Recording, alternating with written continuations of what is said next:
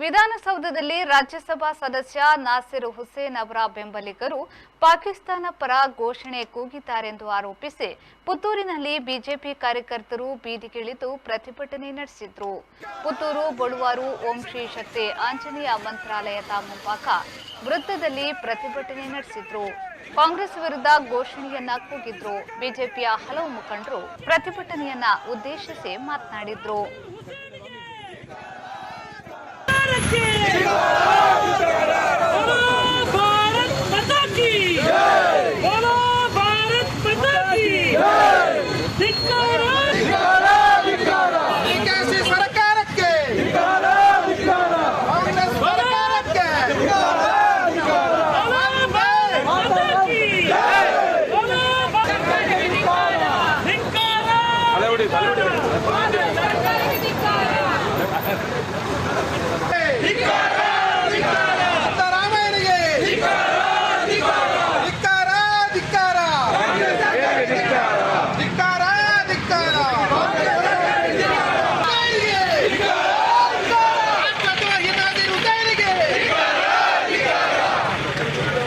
ನಾವು ಒಂದೇ ಒಂದು ವಿಚಾರವನ್ನು ತಿಳ್ಕೊಳ್ಬೇಕಾದಂಥ ಅವಶ್ಯಕತೆ ಇದೆ.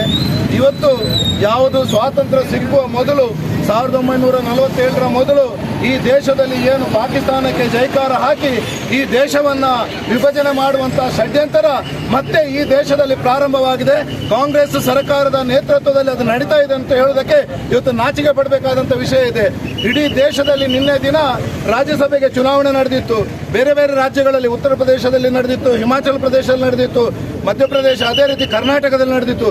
ಯಾವುದೇ ಭಾಗದಲ್ಲಿ ಕೂಡ ಪಾಕಿಸ್ತಾನಕ್ಕೆ ಜೈಕಾರ ಹಾಕುವಂತ ಕಾರ್ಯ ನಡೆದಿರಲಿಲ್ಲ. ನಿನ್ನೆ ದಿನ ಕಾಂಗ್ರೆಸ್ನ 3 ಜನ, ಅದೇ ರೀತಿ ಭಾರತೀಯ ಜನತಾ ಪಾರ್ಟಿಯ ಒಬ್ಬರು ರಾಜ್ಯಸಭೆಗೆ ಚುನಾವಣೆ ಆಗುವಂಥದ್ದು ನಿಶ್ಚಯವಾಗಿತ್ತು. ಆ ನಿಶ್ಚಯವಾಗಿದ್ದಂಥ ಸಂದರ್ಭದಲ್ಲಿ ಇದೇ ಸಂದರ್ಭ 5 ಗಂಟೆಗೆ ಏನು ಚುನಾವಣೆಯ ಎಲ್ಲ ಪ್ರಕ್ರಿಯೆಗಳು ಮುಗಿದು ವಿಜೇತರನ್ನು ಘೋಷಣೆ ಮಾಡಿದಾಗ ಯಾವ ಕಾಂಗ್ರೆಸ್ನ ನಾಸಿರ್ ಹುಸೇನ್ ಅಂತ ಹೇಳುವವರ ಬೆಂಬಲಿಗರು ಏನು ಹೇಳಿದ್ರು, ಪಾಕಿಸ್ತಾನಕ್ಕೆ ಜೈ ಅಂತ ಹೇಳುವಂತಹನ್ನು ಇವತ್ತು ವಿಧಾನಸಭೆಯಲ್ಲಿ ನಮ್ಮ ಗೃಹ ಮಂತ್ರಿಗಳು ಒಂದು ಮಾತನ್ನು ಹೇಳ್ತಾರೆ. ನಾವು ಯಾರನ್ನು ವಿಧಾನಸೌಧಕ್ಕೆ ಹೋಗಬೇಕಾದ್ರೆ MLAಗಳನ್ನು MLCಗಳನ್ನು ಯಾರು ವೋಟಿಂಗ್ ರೈಟ್ಸ್ ಇದೆ ಅವರನ್ನು ಮಾತ್ರ ಬಿಡ್ತಾ ಇದ್ದೇವೆ ಅಂತ ಹೇಳಿ. ಹಾಗಾದ್ರೆ ಕಾಂಗ್ರೆಸ್ನ MLAಗಳು ಇದನ್ನು ಹಾಕಿದ್ದಾರೆ, ಜೈಕಾರ ಹಾಕಿದ್ದಾರೆ ಅಂತ ಹೇಳುವುದನ್ನು ಇವತ್ತು ನಾವು ಎನ್ಕ್ವೈರಿ ಮಾಡಬೇಕಾಗಿದೆ. ಅವರ ಮಾತಲ್ಲೇ ಹೇಳುವುದಾದ್ರೆ ಬೇರೆ ಯಾವ ಬೆಂಬಲಿಗರು ಬರಲಿಲ್ಲ. ಯಾವ MLCಗಳು ಮತ್ತು MLAಗಳು ಬಂದಿದ್ದಾರೆ ಅಂತಾದ್ರೆ MLAಗಳೇ, ಕಾಂಗ್ರೆಸ್ನ MLAಗಳೇ ಈ ಧಿಕ್ಕಾರವನ್ನು ಹಾಕಿದಾರ. ಕಾಂಗ್ರೆಸ್ಸಿಗೆ ಇವತ್ತು ಪಾಕಿಸ್ತಾನಕ್ಕೆ ಜಿಂದಾಬಾದ್ ಹಾಕುವಷ್ಟರ ಮಟ್ಟಿಗೆ ಅವರ ಶಾಸಕರುಗಳೇ ನಿರತರಾಗ್ತಾರೆ ಅಂತ ಹೇಳಿದ್ರೆ ನಾಚಿಕೆಗೇಡಿನ ಸಂಗತಿ. ಯಾವತ್ತು 1947ರಲ್ಲಿ ಈ ದೇಶವನ್ನು ವಿಭಜನೆ ಮಾಡಿ ಪಾಕಿಸ್ತಾನವನ್ನು ತಗೊಂಡ್ರು, ಅದನ್ನ ಮತ್ತೆ ಮಾಡಲಿಕ್ಕೆ ಇಲ್ಲಿ ಹೊರಟಿದಂತ ಅವರ ನೇತೃತ್ವದಲ್ಲಿ ಬೇರೆ ತುಕಡೆ ಗ್ಯಾಂಗ್ಗಳು ಏನು ಈ ಕಾರ್ಯಕ್ರಮವನ್ನು ಮಾಡ್ತಾ ಇದ್ದಾವ, ಅದಕ್ಕೆ ಭಾರತೀಯ ಜನತಾ ಪಾರ್ಟಿ ಇವತ್ತು ಕರ್ನಾಟಕದ 224 ವಿಧಾನಸಭಾ ಕ್ಷೇತ್ರದಲ್ಲಿ ಕೂಡ ಇವತ್ತು ಈ ಒಂದು ಸಭೆಯನ್ನು ಮಾಡ್ತಾ ಇದೆ. ಯಾವ ಪಾಕಿಸ್ತಾನ ಪರವಾದಂತ ಲೇಖಕಿ, ಪಾಕಿಸ್ತಾನ ಹೋರಾಟಗಾರ್ತಿ, ಅದೇ ಕಾಶ್ಮೀರದ ಹೋರಾಟಗಳ ಬಗ್ಗೆ ಕಾಶ್ಮೀರವನ್ನ ಪಾಕಿಸ್ತಾನ ಸೇರ್ಬೇಕಂತ ಹೇಳಿದಿರ್ತಕ್ಕಂಥ ಆ ನಿತೀಶ್ ಅವರನ್ನ ಕರ್ನಾಟಕ ಕರೆಸುವಂತ ಪ್ರಯತ್ನ ಮಾಡಿದ್ರು. ಆದ್ರೆ ಭಾರತದ ನಮ್ಮ ಗೃಹ ಮಂತ್ರಿಗಳು ಬಿಡ್ಲಿಲ್ಲ. ಯಾವ್ದು ಅಂತಾರಾಷ್ಟ್ರೀಯ ವಿಮಾನ ನಿಲ್ದಾಣದಲ್ಲಿ ಆಕೆ ಬರಬೇಕಾದ್ರೆ ಅವರನ್ನು ಮತ್ತೆ ಹಿಂದೆ ಕರೆಸುವಂತ ಕೆಲಸವನ್ನ ಈ ಸರ್ಕಾರ ಮಾಡಿದೆ. ನಾವೆತ್ತೂ ಕೂಡ ರಾಷ್ಟ್ರ ಪ್ರೇಮಿಗಳ ವ್ಯವಸ್ಥೆ.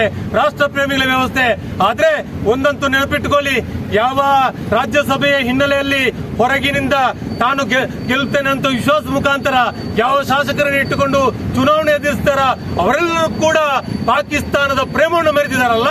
ಕಾಂಗ್ರೆಸ್ ಇರೋರು ನಾವು ಪ್ರಶ್ನೆ ಮಾಡ್ತಾ ಇದ್ದೇವೆ. ಸಿದ್ದರಾಮಯ್ಯ ಉತ್ತರ ಕೊಡಬೇಕು, DKಶಿ ಉತ್ತರ ಕೊಡಬೇಕು.